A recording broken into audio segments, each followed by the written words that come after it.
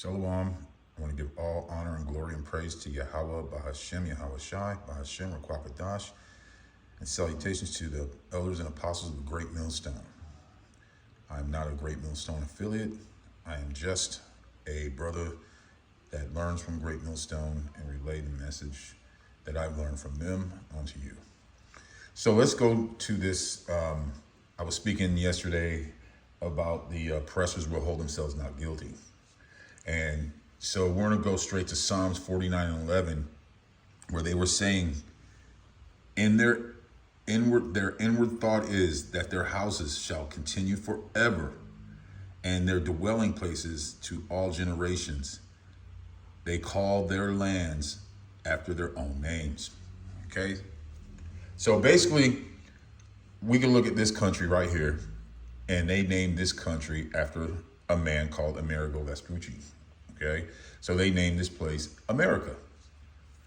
It had a name before that, but the Edomite came and changed it to America. And that is also what this verse is talking about, that they changed their names in their own land and they think America is going to last forever. That's why we have this whole Make America Great Again slogan going out right now, because they think America is going to last forever. Because what is one of the blessings that Esau, the Edomite, was given to him? Weaponry, war. What does America brag about having the best in the world of? Weaponry and war. So we can honestly understand who we're dealing with, right? We're pretty much dealing with the Edomite, okay?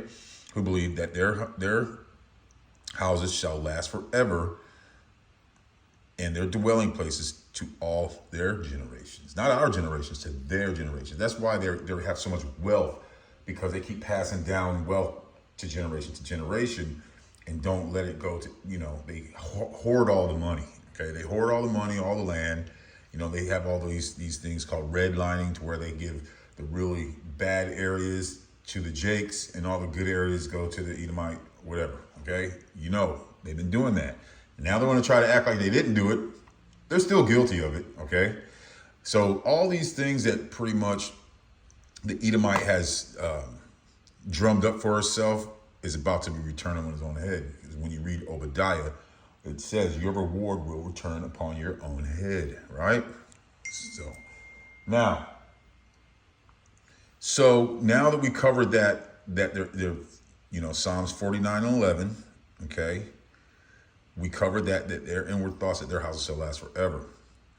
So yesterday I was driving around and I saw some people in a field with a microphone blasting these words, okay? And I rolled down my window to listen, and they said one thing. They said, you gotta come to Jesus. I was like, oh, here we go again. All right, so let's talk about Jesus for a minute, so-called Jesus. Now, the book of Revelation stands for the revealing of, right? The revealing, right? The revealing. So this is about John the Revelator, which is on the island of Patmos, okay? And the vision that John had was about the Son of Man, okay? So let's start at 1 and 10. I was in the Spirit on the Lord's day and heard behind me a great voice as a trumpet saying, I am Alpha and Omega, the first and the last.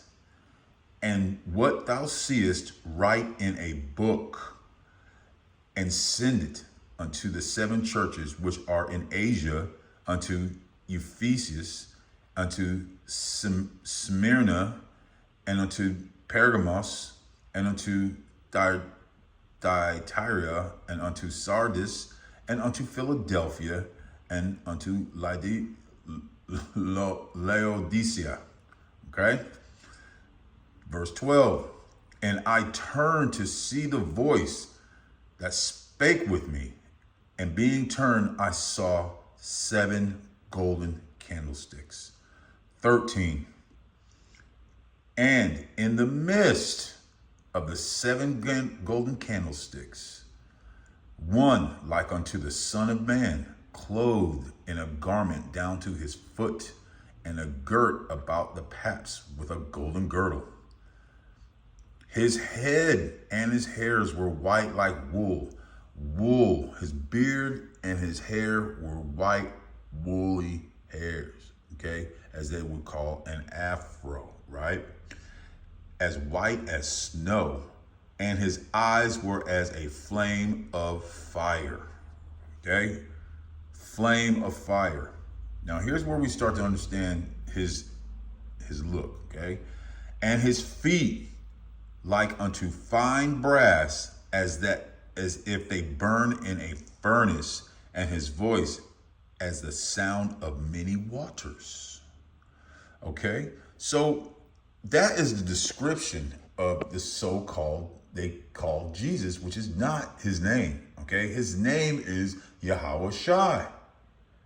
So all this calling upon Jesus is not going to save you when this starts to hit, when this S-H-I-T hits the F-A-N, fan, okay? When the crap hits the fan, calling Jesus is not going to get you anywhere. It's not, okay? You're going to be calling on the wrong Lord, right? So now I'm going to make this kind of a quick lesson today. So we already know that the Son of Man his name is Yahweh Shai, and he has pretty much brown skin, right? So moving forward here, to get off that, we're going to talk about this next one, which is what people are trying to say is not going to be what we said, well, what many said is going to be, which is going to be the mark, the MOTB, okay?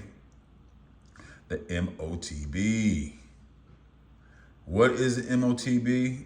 Well, it says it right here that it's going to be a something in their hands, right? So let's see if we can find that real quick. I think I just skipped over it. All right. I think I just got rid of it somehow.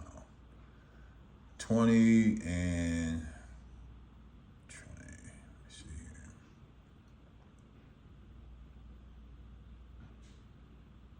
So let's just jump to another one. I'll find that in a hot second here. I must have messed it up. All right, so let's go to this right here, because a lot of people try to say that Satan rebelled and grabbed some angels and split out of heaven and come down here. But let's check it out. Let's see exactly how that actually works. Okay, we're gonna go to Job 1:6 here. Okay, so it says here, now there was a day when the sons of Yahweh came to present themselves before the Lord, and Satan came also among them. Wait a minute, I thought Satan grabbed some angels and rolled on out. Okay, I thought that's what happened, but it seemed like that's not what happened, right? So, and the Lord said unto Satan, whence comest thou? And Satan answered the Lord and said, from going to and fro in the earth, and from walking up and down it. And the Lord said unto Satan, hast thou considered my servant Job, that there is none like him on earth, a perfect and upright man, one that feareth Yahweh and escheweth evil? And Satan answered the Lord and said, does Job fear Yahweh for naught? So what we were just reading here is that Satan does not run his own show. Satan does not run his own show, okay? He does not run his own show. He does exactly what Yahweh allows him to do.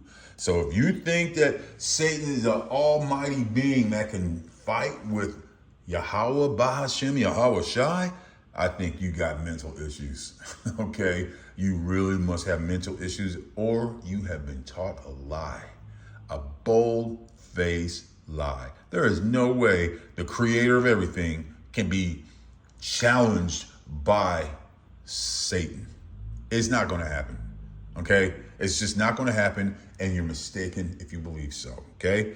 So, now, because Yahweh Bahashem Yahweh Shai runs everything, he also wrote everything to happen as he says it will, correct? Remember, in Obadiah, he says he spoke it. So if he spoke it, it's going to happen. Also, we know that his word does not come back void. Does not come back void. That's a very, very, very powerful statement. When he says it, it's going to happen. There's nothing your little brain can do to change it.